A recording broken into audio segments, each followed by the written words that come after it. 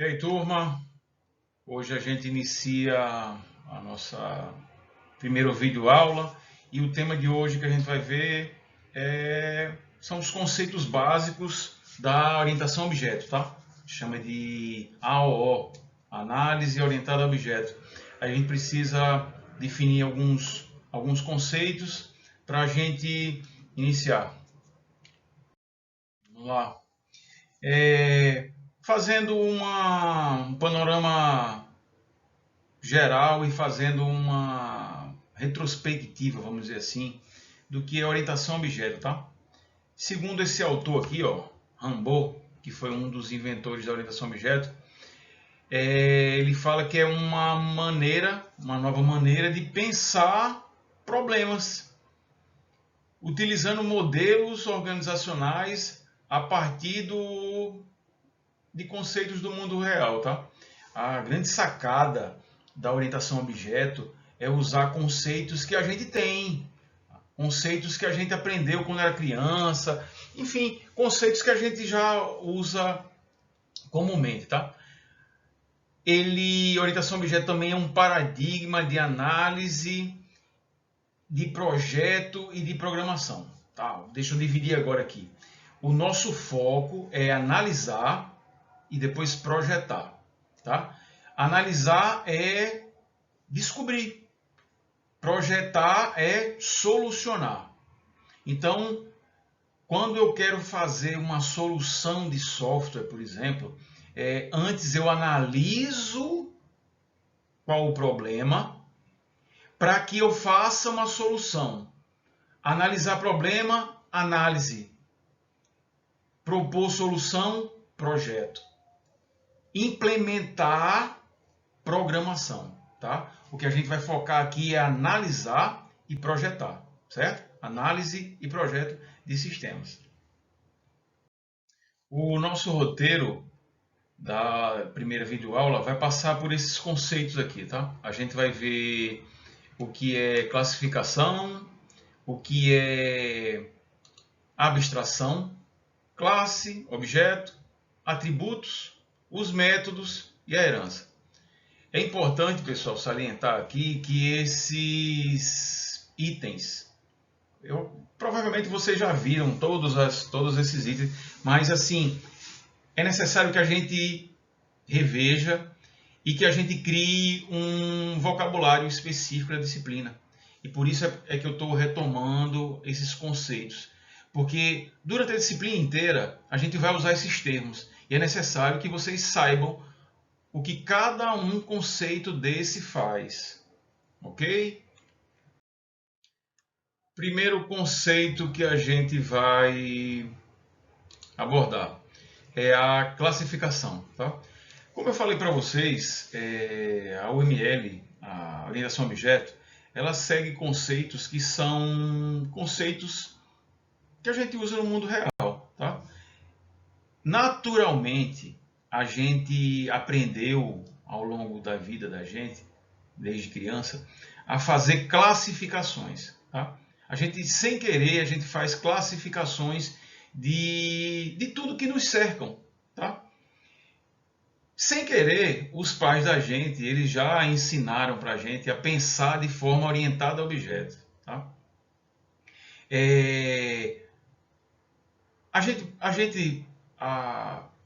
A orientação a objeto, ela se utiliza desses conceitos do mundo real para facilitar a maneira que a gente analisa, projeta e programa sistemas computacionais. Então, a ideia da classificação, ela vem exatamente nesse sentido. Na análise orientada a objeto, a classificação ela serve para juntar itens semelhantes, tá? Que é o que a gente faz.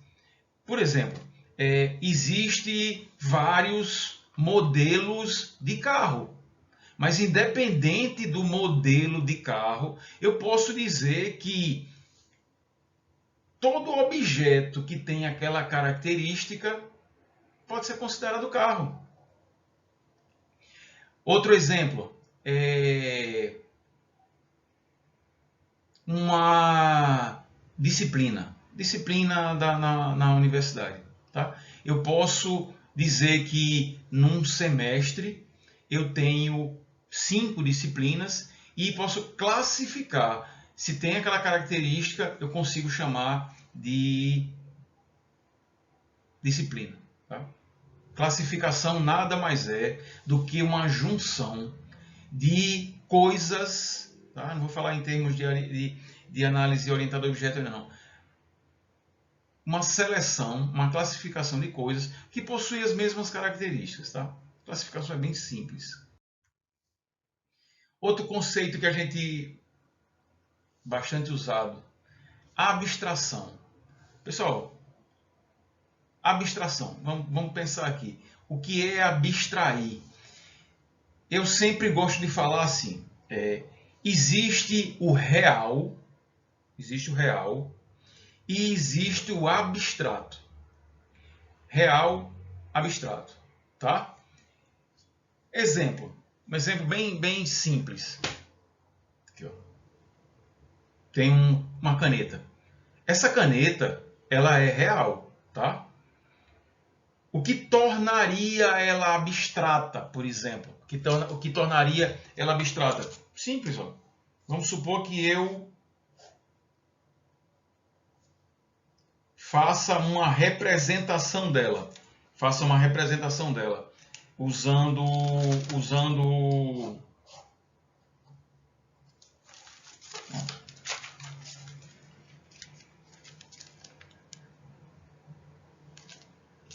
real,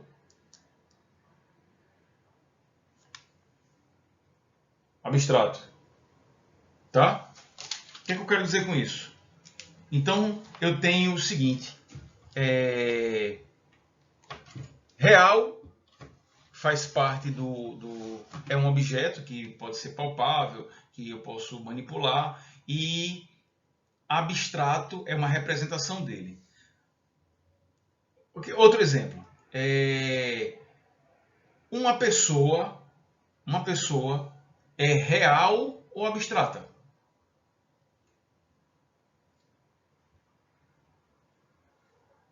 Espero que todo mundo tenha respondido que é real, tá? Uma foto dessa pessoa possui a pessoa ou é uma imagem da pessoa? Como ela é uma imagem de uma pessoa, ela é a abstração daquela pessoa. Real, abstrato. Real é tudo que é palpável, que existe, que é físico, e abstrato é uma representação daquela coisa, tá certo? Eu tenho uma casa, real. O que seria abstrato da casa? O desenho da casa, a foto da casa, uma planta da casa, o que representa a casa. Entenderam qual é a sacada? O que é que eu chamo de abstração? Então, para uma coisa representar a outra, é necessário que todos os aspectos que sejam reais estejam representados no abstrato. Se não tiver representado, não é a abstração do real. Ok? Um exemplo aqui de uma abstração. No mundo real, eu tenho um carro de som que nesse momento que a gente está passando deve ter um monte aí passando na rua de vocês. Eu tenho aqui o João, o meu Shrek, e eu tenho uma mamadeira. Tá? Isso é o mundo real. Um carro real, uma pessoa real e uma mamadeira real. Modelando esse problema. Aqui eu tenho uma caixinha dizendo carro de som. Isso aqui representa o carro de som, não é o carro de som. O João aqui, meu Shrek, né, representando o meu João, e essa caixinha representando a mamadeira. E aqui tendo a relação que acontece. O João tem medo de carro de som, nessa época de política, e o João toma mamadeira. Tá? Isso aqui é o mundo real, isso aqui é a modelagem do meu problema. Classe. Isso aqui é um dos itens mais simples, eu acho, que da gente entender. Uma classe representa um conjunto. Classificar. Se eu dissesse para vocês assim, no SIGA A existe 2 grandes grupos ou 2 grandes classes. Uma classe é a classe aluno. Então, todos os alunos são classificados, tá? Como um conjunto de de pessoas que possuem as mesmas características. E por possuir as mesmas características, no SIGA A, eles são classificados por aluno. Outra classificação que é feita no SIGA A é professor. Todos os professores possuem as mesmas características que dentro do sistema eles são classificados. Isso não é o VAR, não, tá? Como professor, tá? Classe é a maneira de classificar objetos que possuem as mesmas características. Então, eu posso dizer assim, carro, todo carro faz parte da classe carro. E para ser classificado como carro, o que é que precisa? Vamos lá. 4 rodas. X portas. Não sei o que. Vidro. Tudo que tem essas características pode ser chamado de carro. Moto é carro? Vamos ver. Possui 4 rodas? Não, não possui 4 rodas. Então, uma moto não pode ser classificada como carro. Tranquilão? Sacaram, né? Espero. A representação que a gente vai fazer de uma classe é essa aqui, ó. Essa caixinha com esse item aqui em cima, esse item aqui embaixo e esse item aqui, esse aqui. Um no meio e outro embaixo. Certo? Vou explicar o que cada um funciona. Isso aqui primeiro é o nome da classe. Se eu tivesse dizendo assim, façam uma análise no SIGA A e verifiquem as classes que existem lá. Né? Classe aluno. Então aqui seria essa caixinha, o nome dela seria aluno. Aqui embaixo teriam todos os atributos. Vou falar o que é atributo, tá? E aqui embaixo todos os métodos. Para se representar um exemplo aqui de classificação, tá? Classe pessoa. Eu posso classificar a pessoa como sendo um grupo de objetos similares que compartilham atributos e comportamentos. Vou falar o que é atributos, vou falar o que é comportamento. Mas, por exemplo, num determinado sistema, eu posso fazer essa classificação aqui, pessoas. Tá? E aqui estão as ocorrências de uma classe. Ó. Todas elas são pessoas, mas elas possuem algumas características diferentes. Ó. Isso aqui tem médico aqui, tem bombeiro, tem, enfim, tá? Do mesmo jeito que o exemplo que eu dei no SIGA A, eu tenho a classe aluno, que para ser aluno possui, se compartilha os mesmos atributos e os mesmos comportamentos. E também eu tenho a classe professor. Quer ver um exemplo? Na classe aluno, existem comportamentos que na classe professor não tem. E na classe professor tem comportamentos que na classe aluno não tem. Vou dar um exemplo. Na classe professor, existe um comportamento de lançar frequência. É um comportamento só da classe professor. Tá? Na classe aluno, eu tenho matricular-se em uma disciplina. Isso é um comportamento que não tem na classe professor, só tem na classe aluno, ok? Representação de uma classe, tá? Como eu falei, ó, a classe é formada por esse retângulo ou quadrado, enfim, dependendo do tamanho que a gente for usar. Eu tenho o nome da classe, os atributos da classe e os possíveis métodos. Sempre assim, a primeira parte, o nome da classe, o nome que identifica a classe. No meio, os atributos, que são as características. Aluno, por exemplo, tem nome, endereço, CPF, né? São os atributos. E métodos são os comportamentos que ele pode fazer. Aí deixa eu chamar uma atenção aqui. Ó. No início da análise, quando a gente não sabe os atributos nem os métodos, uma classe pode ser representada só por uma caixinha com o nome dela. À medida que a gente for analisando e for crescendo, e vocês vão entender isso mais tarde, a gente vai colocando os atributos. Aí, uma classe pode ser nome e atributos. E lá no final, quando a gente vê os métodos, aí a classe vai ser nome, atributos e métodos. Tá? Então eu posso representar de 3 maneiras uma classe.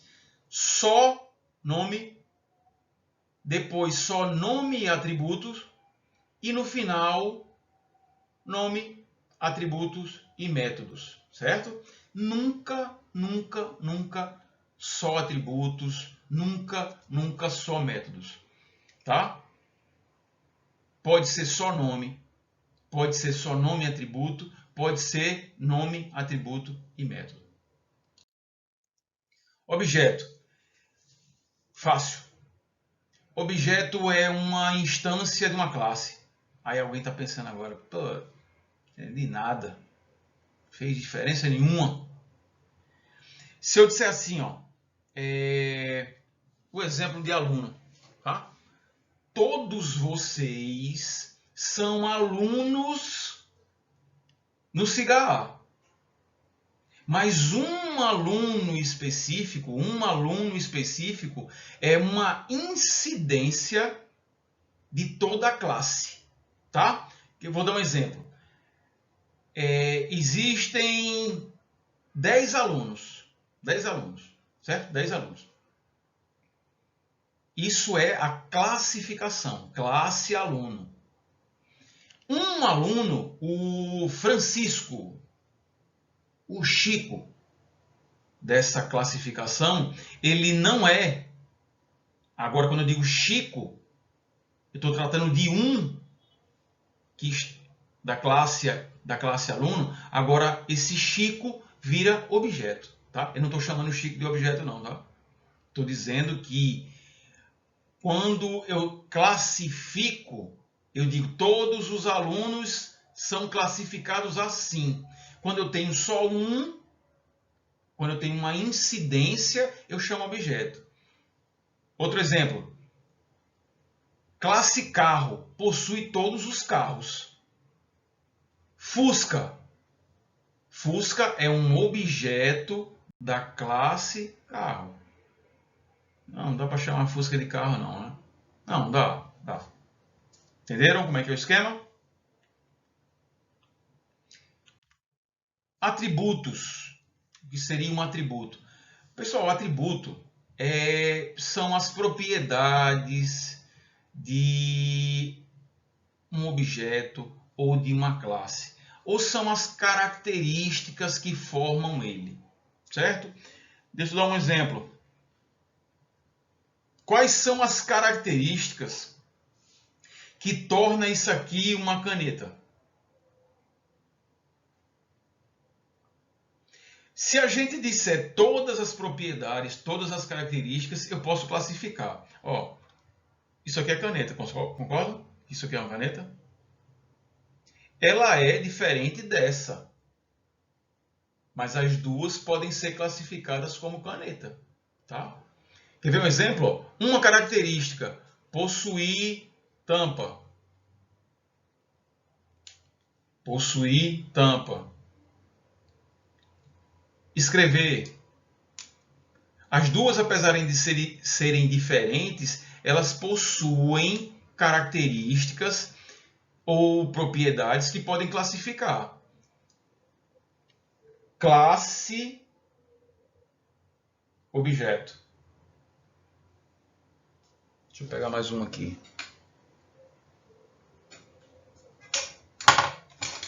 Ó. Classe,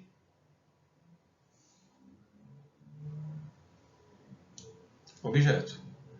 Entenderam? Atributos são as características que formam. E a ideia das características é permitir que eu consiga diferenciar um objeto do outro. Tá? Na classe aluno, todo aluno possui nome.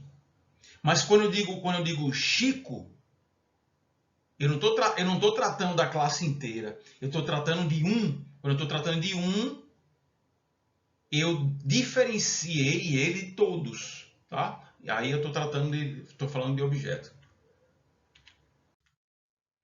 Método.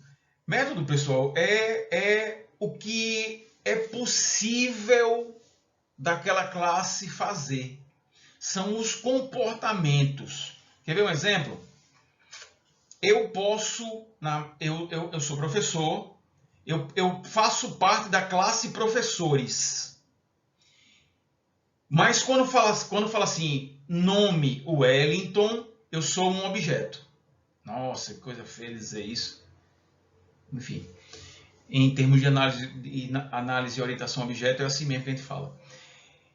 E eu tenho status no SIGA-A que ele me possui fazer algumas coisas. Fazer essas coisas são chamadas de comportamentos. Né? Por exemplo, eu posso lançar frequência. Lançar frequência é um comportamento. Vocês podem se matricular numa disciplina. Isso é um comportamento, é um método. Herança. Pessoal, herança é um dos itens mais importantes que a gente tem. Facilita um monte o trabalho da gente. E eu vou cobrar um monte em cima disso aí, tá? Tem exercício específico que a resposta é herança. Então já vão pensando aí. Herança é o seguinte, ó. Herança é uma característica que tem orientação a objeto para poupar tempo. Quer ver um exemplo? Classe professor. Todo professor tem nome, endereço, telefone, CPF e identidade, né? Mas, classe professor. Todo aluno que faz parte da classe aluno tem nome, endereço, telefone, identidade e CPF. Então, se eu crio a classe aluno, eu teria que escrever dentro da classe aluno atributos: nome, endereço, telefone, identidade e CPF. Aí eu vou criar no meu sistema a classe professor. Aí lá dentro, nos atributos, eu tenho que criar nome, endereço, telefone, identidade e CPF. Não são iguais? A única diferença desses atributos é que fazem parte de classes diferentes. Para poupar isso, pessoal, que eu tenho que digitar tudo de novo, eu faço o seguinte, ó, eu crio uma superclasse. Por exemplo, eu posso no sistema SIGA dizer que existe uma superclasse ou classe pai chamada pessoas. Os atributos de qualquer pessoa é nome, endereço, telefone, identidade e CPF.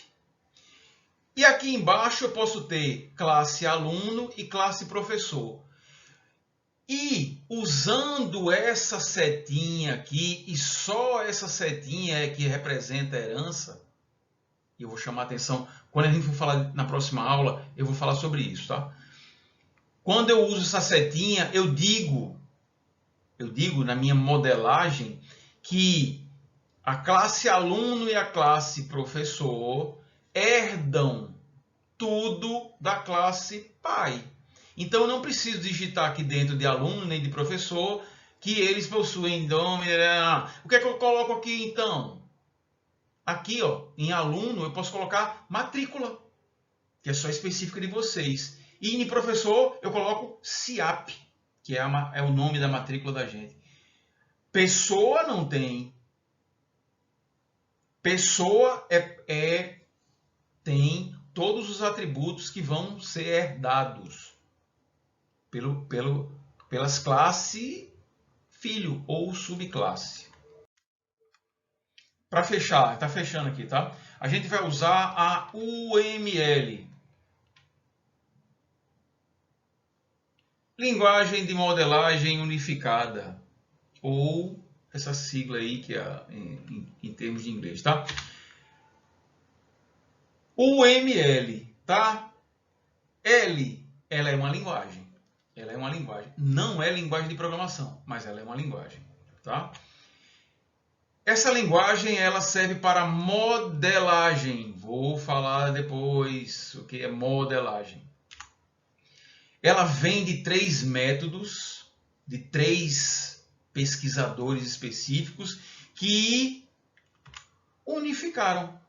Cada um tinha uma metodologia, cada um pegou a metodologia e unificou numa linguagem de modelagem. Por isso que a UML é uma linguagem de modelagem unificada. Unificada porque foi unida de 3 métodos de 3 autores diferentes. Ela é formada, essa UML, por 3 blocos de construção. Blocos de construção, decorem isso aí, tá? Primeiro item, o primeiro bloco de construção é chamado de item. O segundo é chamado de relacionamento e o terceiro formam os diagramas. Então, item com relacionamento chega aos diagramas. Exemplo. Uma classe é um item. Classe A aqui, ó. Como eu falei para vocês, eu posso representar só com o nome, tá? Classes são itens. Classe A é um item, classe B é um item. Segundo item do nosso bloco, dos nossos 3 blocos, são os relacionamentos. O que é o relacionamento? Como as duas classes se relacionam, tá? A classe A se relaciona com a classe B. Por fim, quando eu tenho itens e relacionamentos, eu possuo um diagrama. Isso aqui é um diagrama considerado válido pela UML. Por quê? Porque ele tem itens, relacionamento entre itens, e sim, eu tenho um diagrama válido. Um abraço, galera. Até a próxima.